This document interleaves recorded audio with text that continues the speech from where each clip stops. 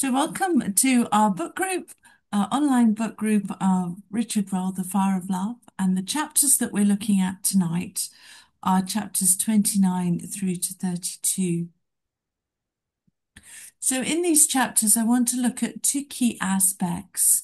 And I suspect, actually, when you look at the whole of the text, these are key aspects to all of it. But tonight, in these chapters, they seem to be slightly distilled for us, and we can really have a look at what Richard Rolle's text is really, I think, what it's really about. So the first of all, it's about love. He calls the whole book the Fire of Love, and we know that in the next section we're coming on to, he's really going to dive much more deeply into his own experiences, but there is still this kind of eternal thrust within Richard Rolle to enable us, to enable contemplatives to have an ardent love of Christ. So that's one of the really key parts of the key aspects of the text. And we've noticed already how he keeps coming back to this and he'll look at it from different angles, and it can feel a bit repetitive, like, oh, we've got back to this again. He's going to have another moan about women.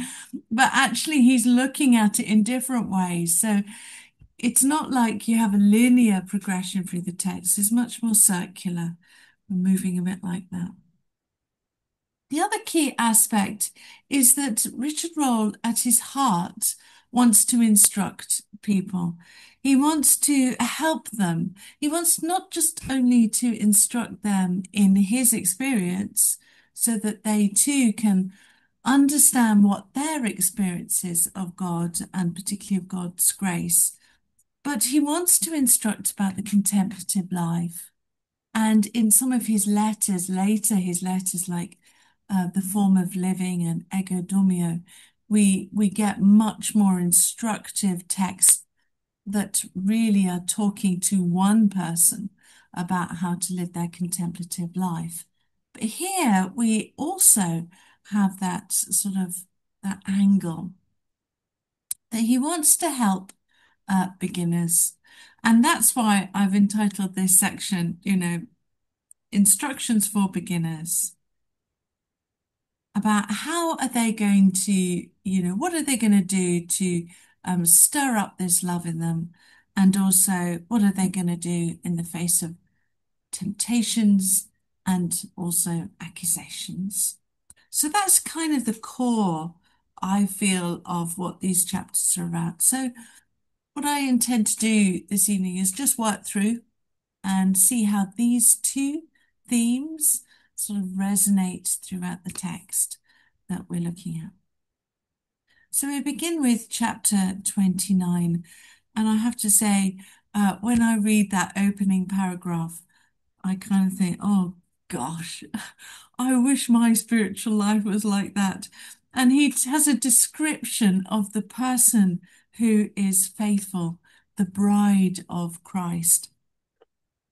And this is the person who has risen above the vices that they have no longer have any control. Sin has no control over this person. So, for example, they hate vainglory. They love humility. They loathe carnal pleasure. And there is no resentment or bitterness in them. And they don't even know how to envy another person, and they're absolutely ready to endure anything for the love of God. Blimey. Well, there we go. If I could do one of those, I would be delighted. So us lesser mortals are still very much the beginners. Now, it seems to me that this is not so much about what they have what they have managed to do in their lives by working at it, and but it's more the effect of God's love in their soul. So because they love Christ so much, this is what happens to them as a person within their spiritual life. But the important thing is that they're focused completely on the love of Christ. And Richard Rolle has this beautiful image of the soul, therefore, of the contemplative becomes like a garden of Christ, where, all the vices and the weeds have been pulled up. Of course, we're going to see that image. The image is in the Song of Songs, of course, the garden, come into, the garden imagery. But of course, we'll see it much later on in other writers like Teresa of Avila, who has a very extended um, image and metaphor of the garden in how she advises her nuns to root out those vices and, water the virtues. So how on earth then, how on earth one would say, does someone thus achieve this amazing kind of, you know, um, I suppose we could only sort of say it as a perfect life. Well, of course, Roll is going right back to the whole point of writing this text, and it's all about loving Christ ardently. And he gives us a little bit of a tip, a little practical tip.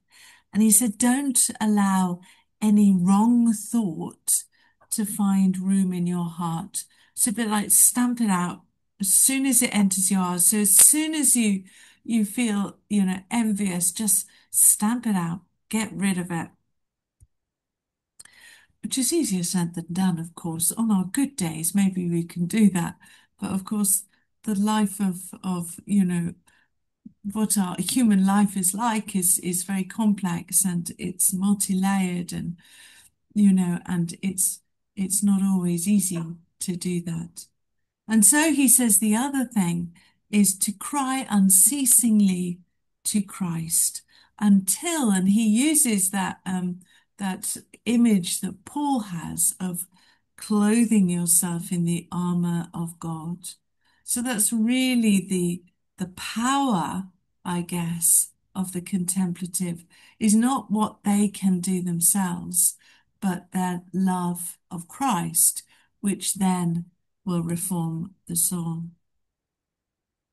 So this reflects very much a kind of dual action within the soul. There's a sense in which the contemplative will still have to work very hard to resist evil, to sort of say no, but also that the love of Christ is entirely gifted. So it's about working in union with Christ, so that when the gift of Christ's love comes into the contemplative's heart, then actually they're able then to respond to it. But crucial to Richard Rolle, crucial to this is how and what you love. Richard Rolle differentiates very, very clearly between the love of Christ on one side and the love for Christ, and on the other, carnal love of the world. And he really separates them out very, very clearly. And he sees this carnal love as being the root of all sin, just as he sees the love of Christ as being at the root of all virtues. So he holds these very much in a kind of dichotomy. You have to choose. You have to choose. Of course, once more then, out of that, once more, Richard Rolle returns to this battle with temptations of the carnal, the worldly love for a person, for a woman. Now, in the past, we've looked at his discussion about love for women, his love for women, but it's always been about the sin of illicit love.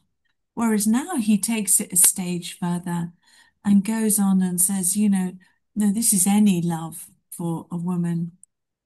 And I really get the sense that Richard Rolle, as a person, must have really struggled with his with the attractiveness of earthly love for him and his desire for women, because he keeps coming back to it. And if you remember, he's taken on the life of a hermit. So he's gone away from society, but he also has taken on a celibate life. And so he's sort of in denial here, but also it's something like the lady doth protest too much, methinks, as Hamlet would say, about his sort of, his hatred of the attractiveness that he finds of women. And what we found throughout the history, I guess, of the history of Christianity really, is that the struggles with earthly love and desire for women is not invariably seen as the problem of male sexuality, but it's seen as the problem of the woman, that it's her fault. And that, of course, goes right back to the theology of the time and how Eve was seen as the person who caused the fall. And so Eve is in her attractiveness to men is therefore the one who has to be blamed. So, but I do get the sense that underlying this is um, is his own personal struggle for for love, for love. He has this intense desire for the love of Christ.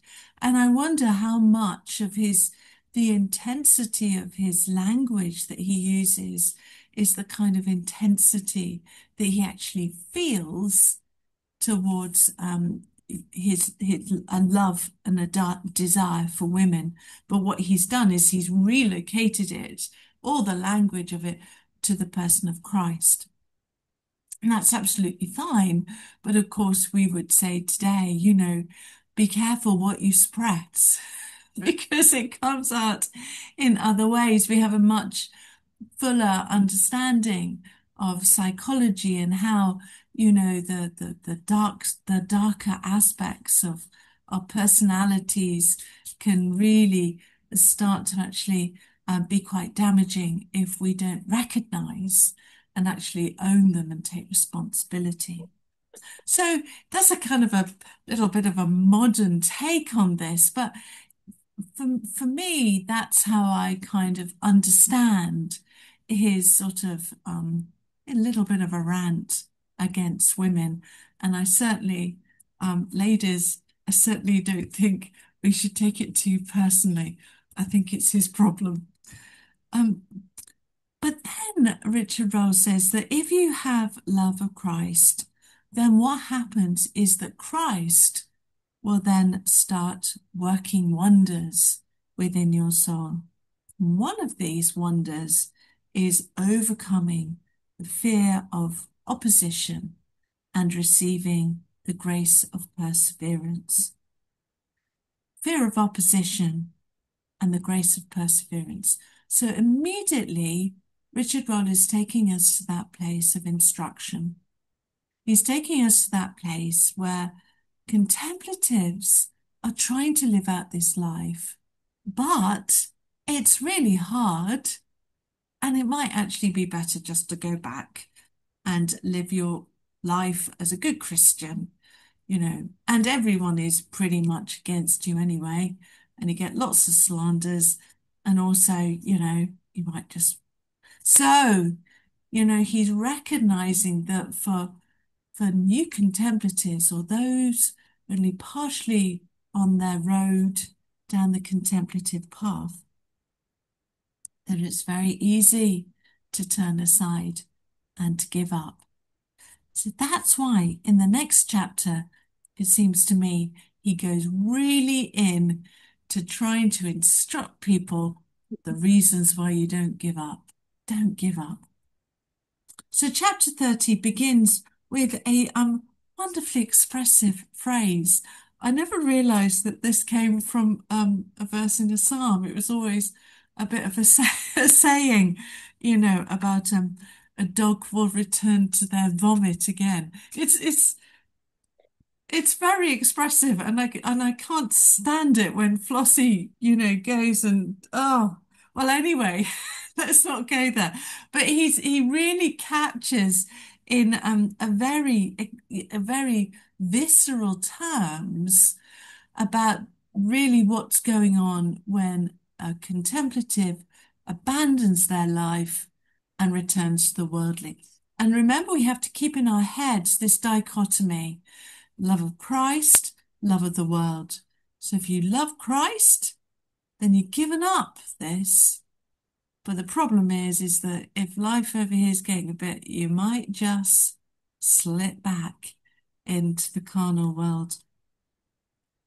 Now, on one level, he's kind of kind because he sort of says, don't judge, don't judge those people who find it really difficult and backslide, as we would probably call.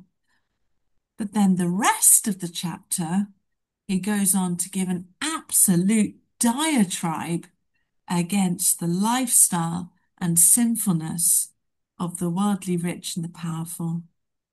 That it sounds as if Roll is really exhorting the contemplative not to be tempted to backslide. He paints such a black and white picture of the rich and the powerful. Oh, they're going to hell and this is terrible and they're all awful and everything. It's a bit like sort of rallying the troops. You don't want to go back there, do you? Come on, you can do it, keep going. And he shows exactly what the ills are of the worldly life. Luxury is in this life, which will bring the person to hell. They will glory in themselves and not in God, and absolutely bound up with vice. It's a bit like the parable of Lazarus. And when, Christ asks, when he has, the parable where Lazarus dies and he was when he was the beggar, and someone who was very rich sort of says, can you ask Lazarus to come and dip his finger, in water to soothe my pains? And Christ says, well, you had, I'm not telling it very well here at all. I'm a bit ad-libbing, but and Christ says, well, the rich person had all the joys of this life, and the beggar had all the woes of this life, and now their fortunes are reversed. And Richard Rolle is pretty, he doesn't quote from this, but he is sort of picking up, like heaven and hell, love of Christ, love of the world.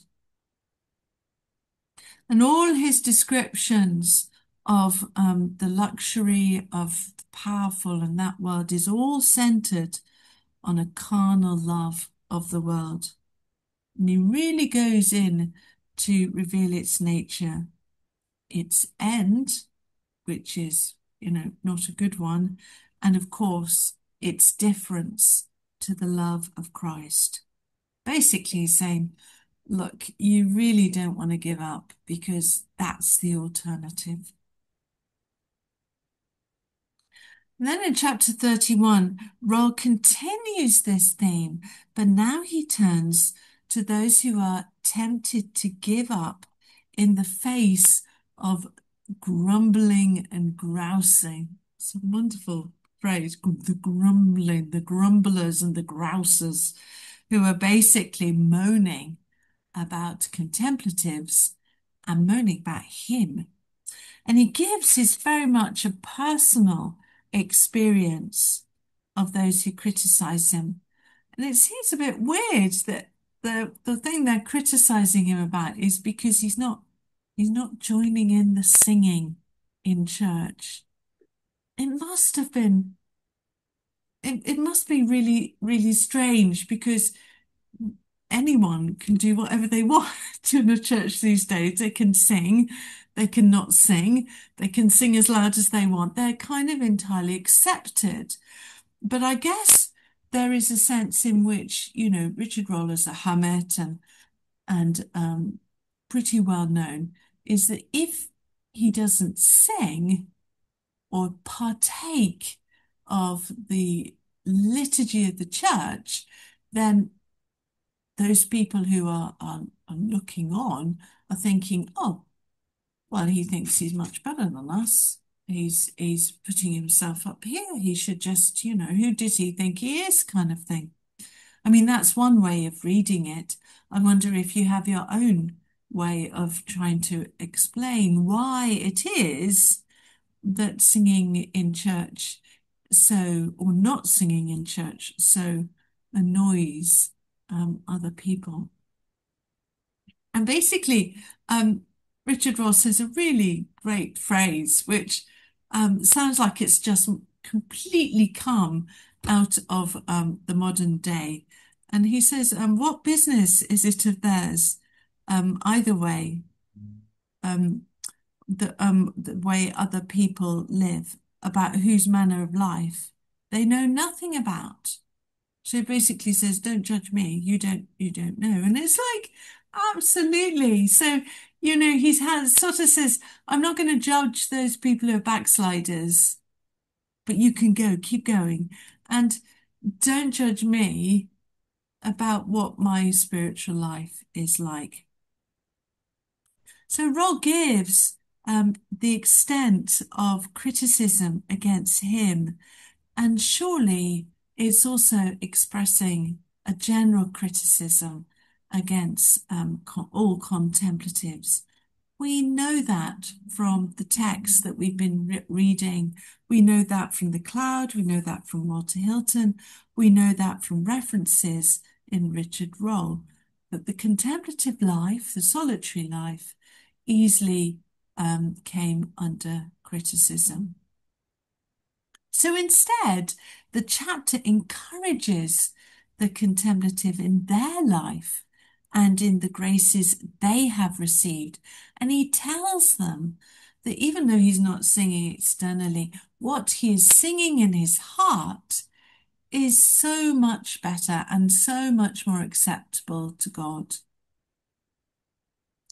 But he also recognizes that this can be really disheartening for those who don't have such profound experiences, those whom he calls the beginners. If you don't have all this internal sense of joy, or this sweetness and this harmony, then it's really, really hard when you're just having the grumblers and grousers in your ear to try and live this singular life.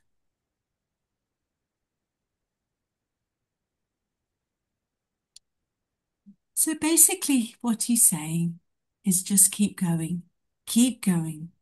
The unspeakable joy is not something that we can achieve. It is only something that is given. And he writes, God is generous and it is granted to those who truly love him. So once again, he comes back. Love Christ. That's all you have to do. Love Christ. Keep going. And he will gift you in your own time these gifts of true love and desire within your heart that will enable you to cleanse out all the vices and respond perfectly to the love of Christ. And then finally, in chapter 32,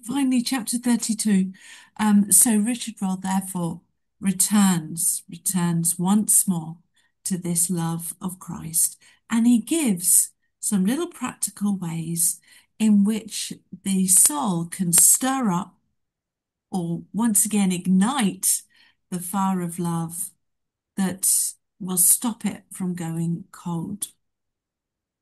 And one of the main ones, of course, is obvious through prayer and meditation.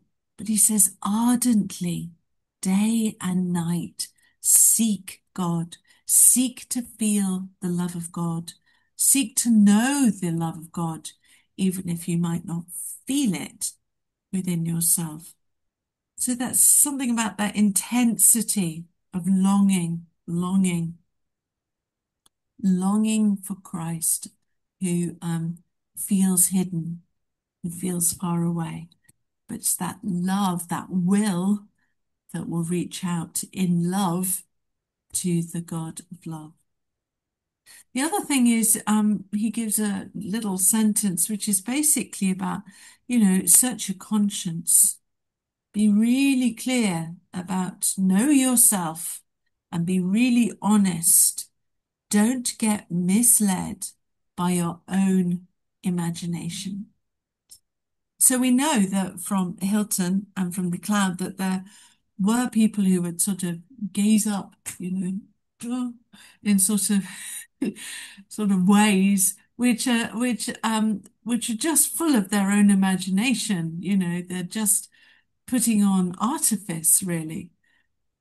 So he's sort of saying, no, don't do that, and be really clear with yourself when you know that you are. The second thing is to sing out your devotion. So to really, even if, and he says this isn't very unusual, it's not very usual to do this, but he says, let what is going on inside you overflow. Overflow. Don't pen it up, but let it flow out and sing out in praise. Or, he says, follow his example and do not join in with the singing, but rather sit alone and enjoy the celestial song which is inside you. So either way, he says, be true. Be true to what is going on within you and how you're responding to Christ. And then he says, don't worry. I love this. It's classic. It's a classic sort of instruction. Don't worry what people think of you. If only we could take that. Hey, don't worry. Even if you're called an oaf or a bumpkin, just don't worry. But in the depths of your being, have praise of God, and song and praise will then burst out. And finally, he says, crave Christ and no one else. He engages in no outward work which cannot be turned to good. So Richard Rolle is basically coming back once again. Crave God, crave Christ, and be singular about your life. Don't be pulled back into satisfying what other people want. Don't be pulled back into a world that you have forsaken, the carnal world, and only do that which is going to work to good. So in these three chapters, you can see that we have absolutely at the heart what Richard Rolle is all about love, about desire for Christ, and about instructing us in the contemplative life. So that's my little introduction for you.